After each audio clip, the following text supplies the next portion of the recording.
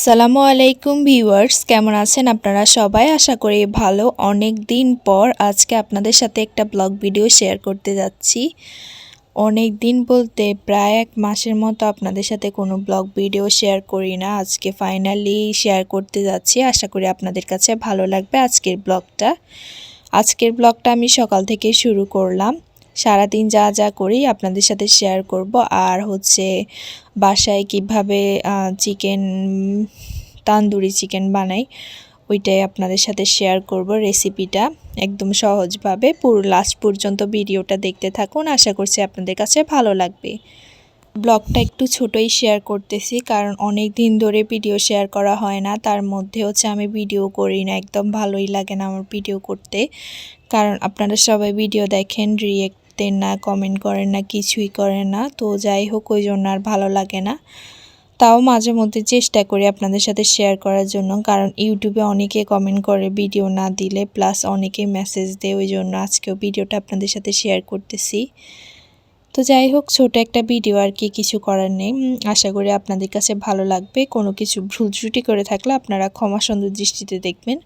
তো আজকে সকাল সকাল নাস্তা করব, অনেক দিন পর। নাস্তা এমনিতে করি হালকা পাতলা আর কি, তো আজকে অনেক দিন পর ভারী নাস্তা করব।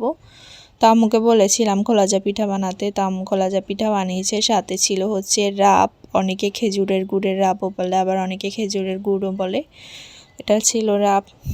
যাই হোক, এক এক জেলায় এক এক নামে পরিচিত, কিছু করার নেই আর কি। তো আমার বাসায় বেস্ট ফ্রেন্ড আসছিল, ওকে দিয়ে হচ্ছে মেহেদি লাগিয়ে নিয়েছি। ও মেহেদি লাগাতে পারে মাশাআল্লাহ, অনেক ভালোই। তো চলেন, এরপরের দিন চিকেন মানে হচ্ছে বারবিকিউ করব। তো তান্দুরি চিকেনই বলতে পারেন। ওইটা ম্যারিনেট কিভাবে করি সেটাই আপনাদের সাথে শেয়ার করতেছি। খুব কম সময় নিয়ে হচ্ছে ম্যারিনেট করেছি, মানে হঠাৎ করে মনে হলো যে চিকেন করব, তো এই জন্য আর কি ভাবলাম আপনাদের সাথে রেসিপিটা শেয়ার করি।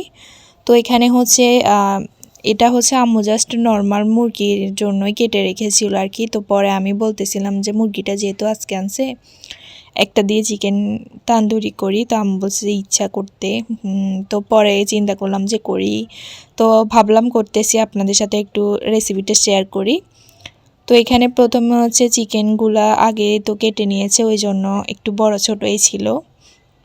এখানে কিন্তু পুরো একটা মুরগি ছিল আস্ত, আর চিকেনের পিসগুলো কিন্তু অনেক বড়ই ছিল। ক্যামেরাতে কতটুকু বোঝা যাচ্ছে জানি না। তো পরে কেটে ধুয়ে পরিষ্কার করে নেওয়ার পর মাঝখান দিয়ে ছুরি দিয়ে কেটে নিয়েছিল যাতে ভিতরে মশলা যায়, ওই জন্য। তো ছুরি দিয়ে কেটে নেওয়ার পর আবারও ধুয়ে পরিষ্কার করে নিয়েছি।